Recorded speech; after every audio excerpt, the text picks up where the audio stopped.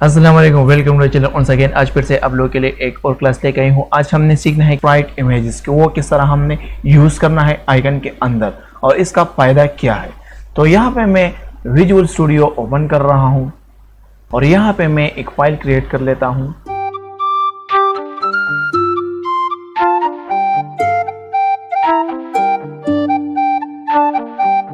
Sprite क्या है?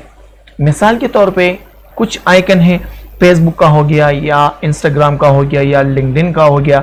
आपका यहाँ पे आइकन्स है, उसके अंदर जो इमेजेस नजर आपको आ रहा है वो इमेजेस आप चाहते हैं कि मैं एक इमेजेस को यहाँ पे लाऊं और वो उन सब में आ जाए, आपका जो नंबर ऑफ रिक्वेस्ट है वो डिक्रीज हो। मिसाल के तौर पे यहाँ पे आपके पास 1000 आइकन्स है, उन 1000 आइकन के अंदर आपने एक एक इमेज को आपने रखा है। तो इसका मतलब यह है कि जब कोई आपके वेबसाइट को विजिट करेगा तो वहां पे वो 1000 इमेज जो है वो रिलोड होगा, रेंडर होगा, वो 1000 रिक्वेस्ट जो है सर्वर पे जाएगा और आपको रिस्पांस मिलेगा और वो इमेजेस है, वो इमेजेस जो है वो रेंडर होगा। तो उन 1000 इमेजेस के बजाय आप एक इमेजेस को यूज कर सकते हैं। तो आपका जो 1000 रिक्वेस्ट है वो आपका रिप्लेस हो जाएगा विद 1 रिक्वेस्ट। तो आपका जो वेबसाइट का जो रेंडरिंग है, जो रिस्पांस है, वो जो है वो फास्ट हो जाएगा। तो वो आपने किस तरह करना है तो वो हम यहाँ पे देख लेते हैं। अब यहाँ पे मैं करता हूँ कि यहाँ पे हिट के अंदर मैं स्टाइल टैग ले रहा हूँ, ठीक हो गया। इसको मैं कर लेता हूँ सेव और यहाँ पे इसके अंदर मैं एक डिव भी ले रहा हूँ और इसको एक क्लास दे रहा हूँ कंटेनर, इसको मैं कर लेता हूँ सेव और इसके अंदर मैं स्पेन टैग ले रहा हूँ, और इनको मैं यहाँ पे आईडी दे रहा हूँ और यहाँ पे इनको मैं दे रहा हूँ ट्विटर, इसको मैं यहाँ से कर लेता हूँ कॉपी, मल्टी टाइम में इसको कर लेता हूँ सेव। तो ट्विटर के अलावा यहाँ पे मैं चाहता हूँ कि इंस्टाग्राम,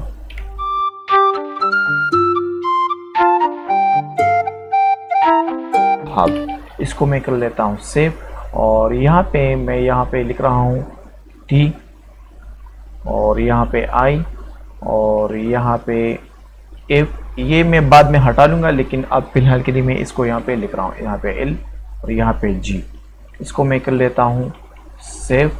तो ये कुछ इस तरह नज़र आ रहा है। अब मैं चाहता हूँ कि इसको मैं बॉर्डर दे दूँ, इसको मैं अब बॉर्डर दे रहा हूँ, ठीक है। उसके बाद मैं इसको डिज़ाइन करूँगा।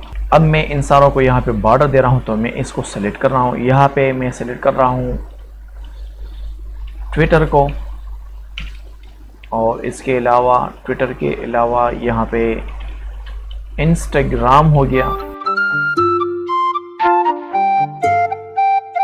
लास्ट में हमारा हो गया गिट हब और यहाँ पे इसको मैं बॉर्डर दे रहा हूँ 1 पिक्सल का सॉलिड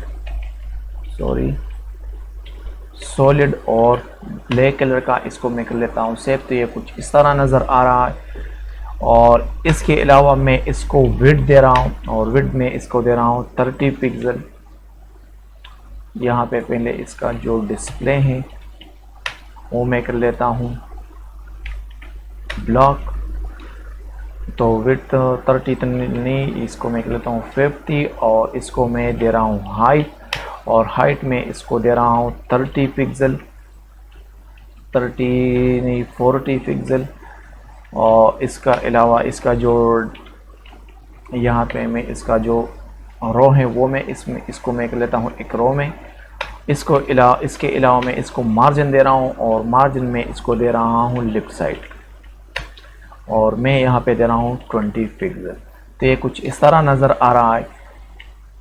इसके अलावा इसको मैं बॉर्डर रेडियस दे रहा हूँ और यहाँ पे मैं इसको दे रहा हूँ 50% दे के ये। तो यहाँ पे मैंने इसको ऐसा लिखा और अब मैं यहाँ पे ये जो चीज़ें हैं, ये जो अल्फ़ाबेट है, अब मैं इसको हटा रहा हूँ, इसको मैं कर लेता हूँ सेव। तो ये कुछ इस तरह नज़र आ रहा है। यहाँ पे अब मैं चाहता हूँ कि यहाँ पे मैं एक बैकग्राउंड इमेजेस जो है वो मैं ऐड करूँ और यहाँ पे मैं इसको दे रहा हूँ कि जहाँ पे हमारा इमेजेस पड़ा हुआ है, यहाँ पे मैंने एक इमेज रखा है। ये कोर्स के अंदर यहाँ पे मैंने इमेज के अंदर ये एक आइकन इमेजेस रखा हुआ है, जिसके अंदर सारे सोशल मीडिया का जितने भी आइकन हैं वो इनमें शामिल है। ठीक है, इस तरह इंस्टाग्राम हो गया, ट्विटर, फेसबुक, ये सारे स्नैपचैट, गिटहब, टिकटॉक, यूट्यूब, सारे आइकन यहाँ पे पड़े हुए। ठीक है, तो यहाँ पे मैं वो ऐड कर रहा हूँ और यहाँ इमेज के अंदर यहाँ पे हमारा जो है इमेजेस के अंदर यहाँ पे हमारा एक इमेज है ये पड़ा हुआ है। ठीक है, ये इसके अंदर आ गया, इन सारों के अंदर ये आ गया। ये इमेज एक ही इमेज है। वेबसाइट के अंदर कोई भी जब विजिट करेगा तो सर्वर के साइट पे एक ही रिक्वेस्ट चलेगा इस इमेज को रेंडर करने के लिए। ठीक है, हो गया। ठीक है, अगर यहाँ पे मैं इसके बजाय हर एक के लिए अलग अलग इमेज लेता तो सर्वर को यहाँ पे 5 रिक्वेस्ट चले जाते। ठीक है, और उनको फिर रिस्पांस में लेता और यहाँ पे वो रिलोड हो जाता, मीन के रेंडर हो जाता। ठीक है, तो वो टाइम लेता था और आपका जो वेबसाइट का स्पीड था वो थोड़ा डिक्रीज हो जाता, और इसके वजह से आपका जो वेबसाइट का जो स्पीड है वो बढ़ जाता है, मीन के फास्ट हो जाता है। अब यहाँ पे आपका जो बैकग्राउंड रिपीट है, यहाँ पे आपने करना है नो रिपीट। ठीक है, ताकि ये रिपीट ना हो। हर सर्कल के अंदर हमने एक एक आइकन को यहाँ पे एडजस्ट कर लेना है।